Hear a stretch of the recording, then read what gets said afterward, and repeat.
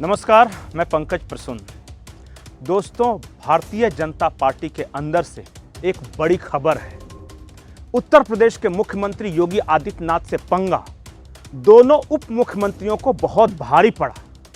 उत्तर प्रदेश के दोनों उप मुख्यमंत्री यानी केशव प्रसाद मौर्य और पाठक साहब, ब्रजेश पाठक, दोनों हटाए जा रहे हैं। और इतना ही नहीं, उत्तर प्रदेश में जिस तरह आपसी घमासान मचा है, योगी आदित्यनाथ के खिलाफ जिस तरह केशव प्रसाद मौर्य ने मोर्चा खोला था, उसका असर दूसरे राज्यों पर भी पड़ेगा। और भारतीय जनता पार्टी के अंदर इस बात को लेकर गंभीर मंथन चल रहा है कि अब कहीं भी उप मुख्यमंत्री नहीं रहेगा।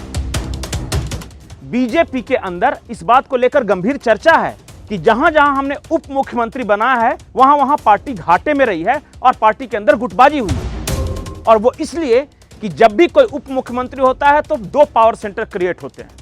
एक तो मुख्यमंत्री का पावर सेंटर है ही, और दूसरा पावर सेंटर उप मुख्यमंत्री का क्रिएट होता है। तो जहां दो पावर सेंटर रहेंगे, वहां सरकार के लिए कामकाज करना मुश्किल हो जाता है और पार्टी के अंदर गुटबाजी भी होती है।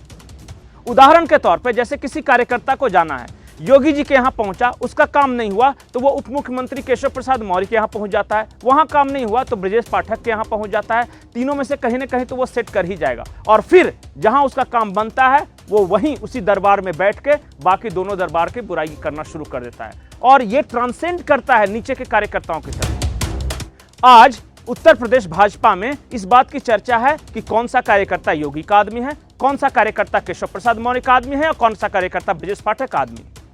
और आदमियों के आधार पर भारतीय जनता पार्टी के अंदर ही कैटेगराइजेशन हो रहा है। और सिर्फ वही नहीं, बहुत ऐसे राज्य हैं, जैसे मध्य प्रदेश के बारे में चर्चा चल रही है, राजस्थान के बारे में चर्चा चल रही है, छत्तीसगढ़ के बारे में। बोला उप मुख्यमंत्री क्या होता है और क्यों बनाना, और जहां उप मुख्यमंत्री नहीं है वहां देखिए क्या शानदार परफॉर्मेंस है। असम में हिमंता विश्व शर्मा का कोई उप मुख्यमंत्री नहीं है। हेमंत विश्व शर्मा अकेले पावर सेंटर है, वहां चल रहा है, सब कुछ ठीक चल रहा है। विवाद वहां होता है जहां एक या एक से अधिक पावर सेंटर होते हैं, जहां जहां उप मुख्यमंत्री है।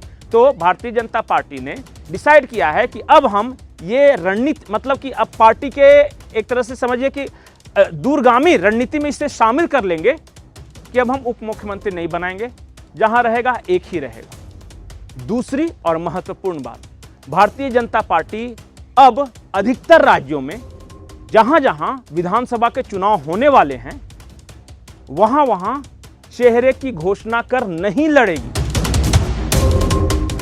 भारतीय जनता पार्टी को लगता है कि राजस्थान में हमें सफलता मिली क्योंकि हमने किसी चेहरे को आगे नहीं किया।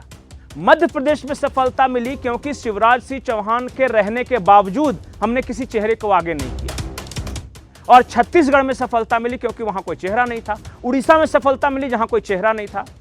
तो अब जहां जहां चुनाव होने वाले हैं, जैसे महाराष्ट्र में, झारखंड में और हरियाणा में, इन तीनों जगहों पर भी हम चेहरा आगे कर क्यों लड़ें?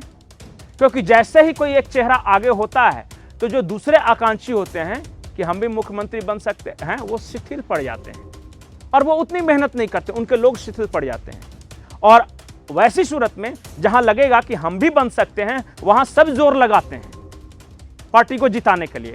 तो दूसरी बड़ी रणनीति या गंभीर मंथन इस बात पे चर्चा है कि अब चेहरा घोषित कर चुनाव नहीं लड़ेंगे, क्योंकि हमें पिछले कुछ राज्य के विधानसभा चुनाव में चेहरा नहीं घोषित करने का पॉजिटिव रिस्पांस मिला है।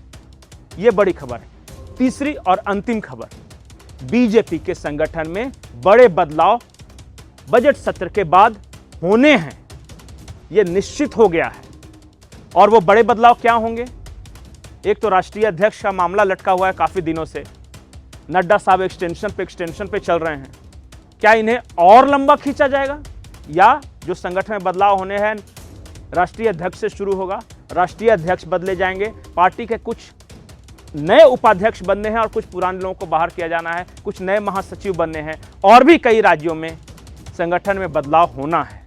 तो इन तीन बड़े बदलावों पर नजर रखिएगा, क्योंकि उत्तर प्रदेश वाली खबर तो कभी भी आ सकती है और उप मुख्यमंत्री हटाने वाली खबर बीजेपी की ओर से कभी भी सार्वजनिक की जा सकती है, क्योंकि एक से ज्यादा पावर सेंटर नहीं रहेंगे। दूसरा, चेहरा नहीं घोषित करने वाला, ये तो आपको पता चल ही जाएगा जहां जहां विधानसभा चुनाव होने हैं। और बजट सत्र के बाद संगठन में बड़े बदलाव। तैयार रहिए कुछ हैरत अंगेज कुछ दिलचस्प नाम सुनने के लिए। नमस्कार।